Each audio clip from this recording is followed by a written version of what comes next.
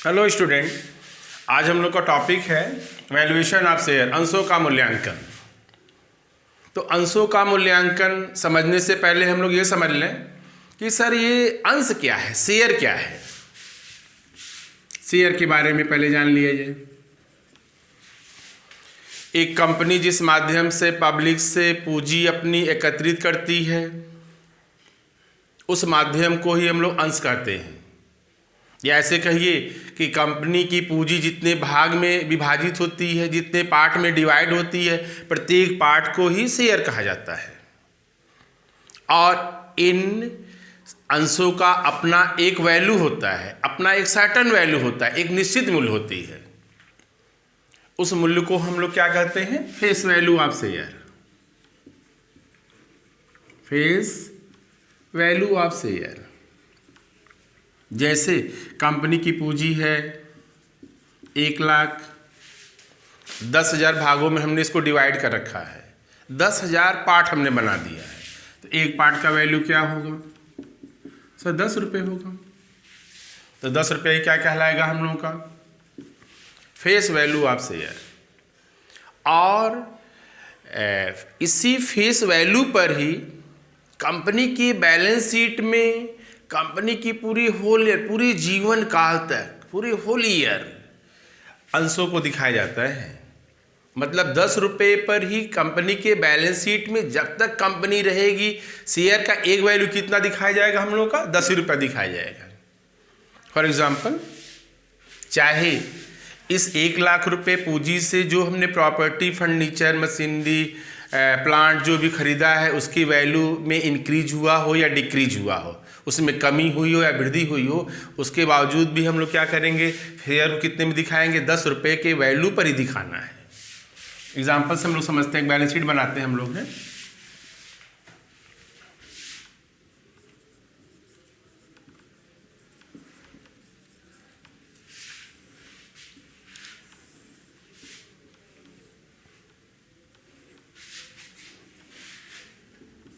दो पार्ट है balance sheet में।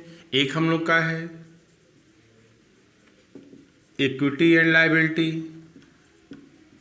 दूसरा पार्ट हम लोग का है असेस्ट का है। पहले में क्या है? 10,000 शेयर हमने इशू किया @10 ईच। कितना हो गया हम लोगों का? 1,00,000। 1,00,000 शेयर हमने इशू किया है, तो शेयर लायबिलिटी है, उनको देना है जिसने शेयर परचेज कर रखा है। मीन्स ओनर ही होते हैं, शेयर होल्डर ही। इतने कंपनी में कैश भी आएगा या बैंक में आ जाएगा पैसा? 1,00,000। इधर का टोटल ऊपर का 1,00,000, नीचे का टोटल हम लोगों का 1,00,000। हम लोग अकाउंटिंग इक्वेशन पढ़ के आए हैं, all liability equal to all assets. जितनी लायबिलिटी होगी उतना हमारा असेस्ट की तरह भी बढ़ेगा।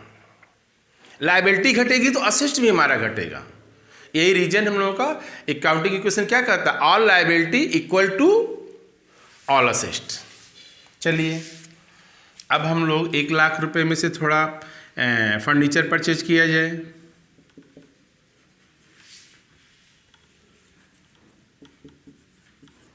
कितने का फर्नीचर? 20,000 रुपये का।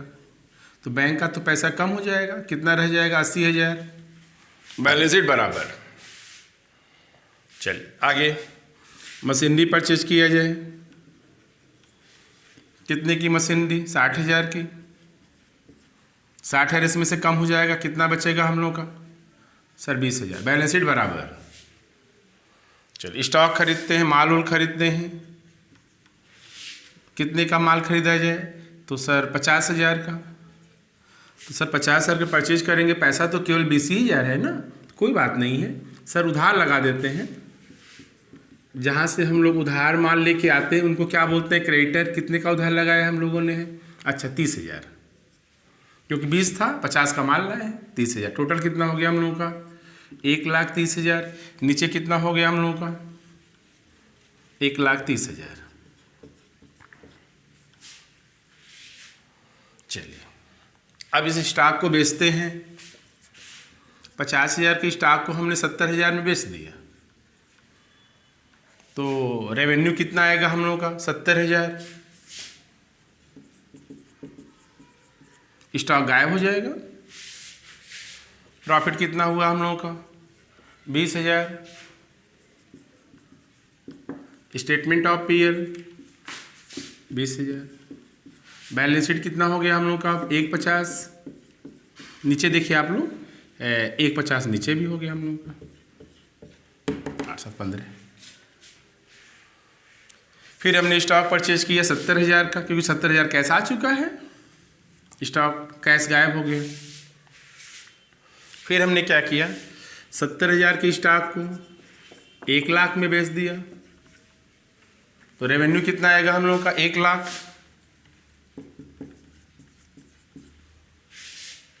प्रॉफिट कितना हुआ हम लोगों का 30,000।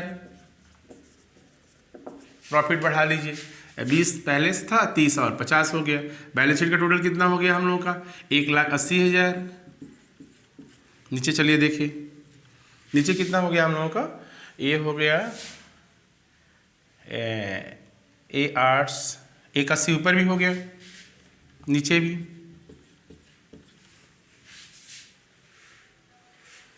अब हम लोग देख रहे हैं बैलेंस शीट हमारा 2 बार ट्रांजैक्शन किया, 2 बार माल खरीदा, 2 बार बेच दिया, ऐसे समझिए 2 साल हो गया। 2 साल में बैलेंस शीट का टोटल बढ़ कितना हो गया 1,80,000। कहाँ से स्टार्टिंग किया था हम लोगों ने 1 लाख से। ऐसे धीरे धीरे जैसे जैसे कंपनी पुरानी होती है, चलती रहती है, ऑपरेट करती रहती है, बैलेंस शीट लाखों करोड़ों में पहुंच जाता है। हम लोग ये देख रहे हैं कि सर लायबिलिटी साइड में भी सारे एलिमेंट चेंज हो रहे हैं, एसेट्स में भी चेंज हो रहे हैं, लेकिन सर हमारा फेस वैल्यू में कहीं कोई चेंजेस नहीं है। चलिए अब आते हैं शेयर। 10,000 शेयर हमने इशू किया था पब्लिक को। अभी पहले ही लाइन में बोल रहे हैं कि सर कंपनी क्या करती है, सर पब्लिक में अपने शेयर बेचकर कैपिटल को कलेक्ट करती है, या पब्लिक से कैपिटल कलेक्ट करने के लिए जिस माध्यम का प्रयोग करते हैं उसे हम लोग शेयर करते हैं। तो हमने पब्लिक को कितना शेयर बेचा है 10,000। इसमें मोहन मिस्टर ए का भी है, बी का है 500, मिस्टर ए का है, बी का 1,000 है, ऐसे सभी लोगों का ऐसे में है। अब मिस्टर बी ऐसे शेयर होल्डर हैं जो या तो इनकी डेथ हो गई है या कंपनी की अमालगमेशन पे सर ये असहमत हैं, डिसेंशियल है, सर हम नहीं अमालगमेशन करेंगे, हमारा पैसा दीजिए, हम जा रहे हैं। ठीक है, पैसा ले लीजिए। एक शेयर की वैल्यू है कितनी, सर एक शेयर की वैल्यू 10 रुपये है, कितना इनका हिसाब बन गया 5,000। तब तो सर क्या ये फेयर है क्या? सर 1 साल 2 साल पहले इनकी वैल्यू 10 रुपये थी ना, आज 10 रुपये की प्रेजेंट वैल्यू है क्या? तो आज 10 रुपये की जो प्रेजेंट वैल्यू है, इसको निकालने के लिए जो हम लोग प्रोसेस एडॉप्ट करते हैं, जो प्रक्रिया अपनाते हैं, उस प्रक्रिया को क्या बोलते हैं हम लोग हैं वैल्यूएशन ऑफ शेयर, अंशों का मूल्यांकन। तो एक शेयर का वैल्यू क्या होगा, तो सारा प्रॉपर्टी जोड़ लीजिए, कितना है हम लोग का 1,80,000। इसमें से लायबिलिटी घटा दीजिए, कितनी लायबिलिटी है, एक्सटर्नल लायबिलिटी 30,000 की है, 1,50,000। कितने शेयर है टोटल 10,000 है। आज प्रेजेंट टाइम में एक शेयर की वैल्यू कितनी होगी हम लोगों की, सर एक शेयर की वैल्यू होगी 15 रुपये। तो जो एक शेयर का 15 रुपये वैल्यू आया है, ये क्या कहलाएगा, present value of each share, एक अंश का वर्तमान मूल्य। इसको निकालने के लिए जो हमने प्रोसेस अडॉप्ट किया है, उस प्रोसेस क्या बोलते हैं हम लोग हैं वैल्यूएशन ऑफ शेयर, अंशों का मूल्यांकन। अंशों की प्रेजेंट वैल्यू को निकालने या अंशों के प्रेजेंट वैल्यू के पॉइंट ऑफ व्यू से इसको 2 भागों में शेयर को बांटा गया है। वैसे तो normally share types of share हम लोग का एक इक्विटी शेयर है, एक हम लोग का प्रेफरेंस शेयर है। तो हम लोग जो है टाइप्स ऑफ शेयर नहीं पढ़ रहे हैं, वैल्यूएशन ऑफ शेयर पढ़ रहे हैं। तो वैल्यूएशन ऑफ शेयर के पॉइंट ऑफ व्यू से अंशों को 2 भागों में डिवाइड किया गया है, एक हम लोगों का लिस्टेड शेयर और एक हम लोगों का अनलिस्टेड शेयर।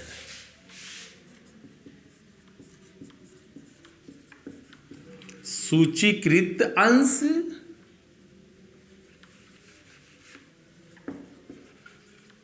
और दूसरा हम लोग का है अनलिस्टेड।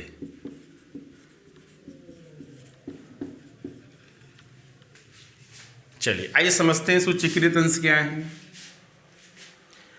वे अंश जो किसी भी अप्रूव्ड मतलब मान्यता प्राप्त स्टॉक एक्सचेंज में सेल और बाई करने के लिए रजिस्टर्ड हैं, ऐसे अंशों को हम लोग क्या बोलते हैं? Listed share.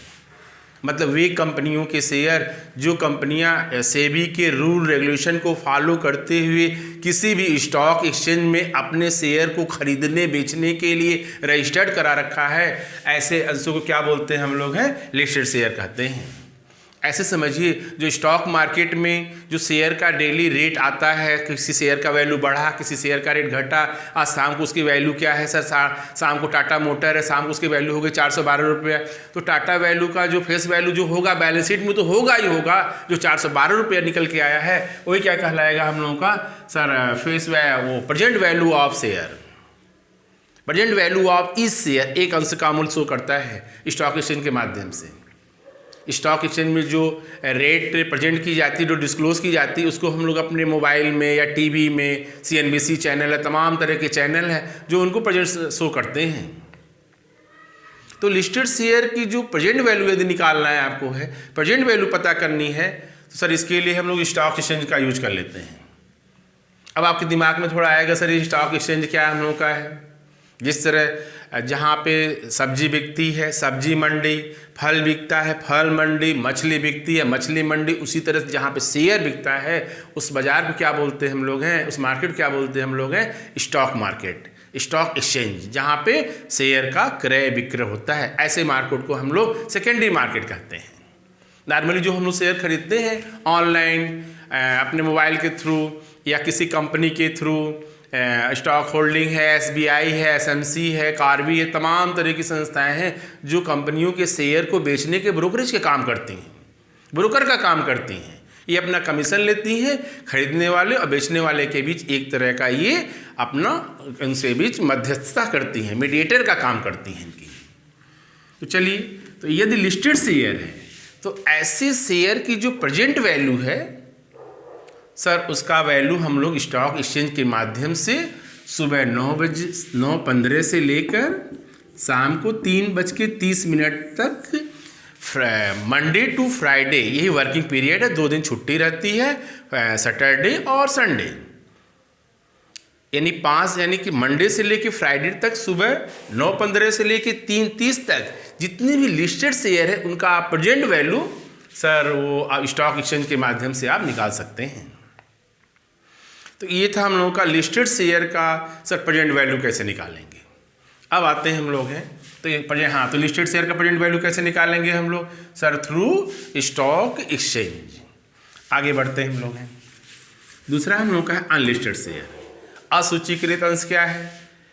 ऐसी कंपनी जिसकी शेयर किसी भी स्टॉक एक्सचेंज में सेल और बाई करने के लिए रजिस्टर्ड नहीं है, लिस्टेड नहीं है, ऐसे अंशों को हम लोग क्या बोलते हैं?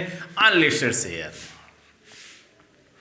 और ऐसे अंशों का प्रेजेंट वैल्यू निकालने के लिए अकाउंटिंग में कुछ एक पर्टिकुलर सर्टेन मेथड बताए गए हैं, उसी विधि का प्रयोग करते हुए हम लोग क्या करते हैं? अंशों का मूल्य निकाल लेते हैं। कौन कौन से मेथड बताए गए हैं?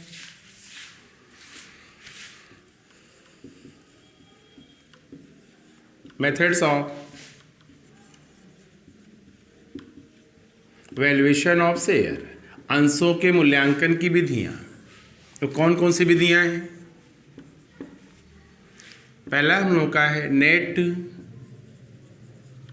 असेस्ड मेथड, और भी इसका नाम है इंट्रिंसिक वैल्यू मेथड, आंतरिक मूल्यांकन विधि। और हम लोग का क्या है? एल्ड मेथड, आय विधि। इसमें भी 2 विधियां हम लोग की है, अर्निंग और डिविडेंड। Fair value method,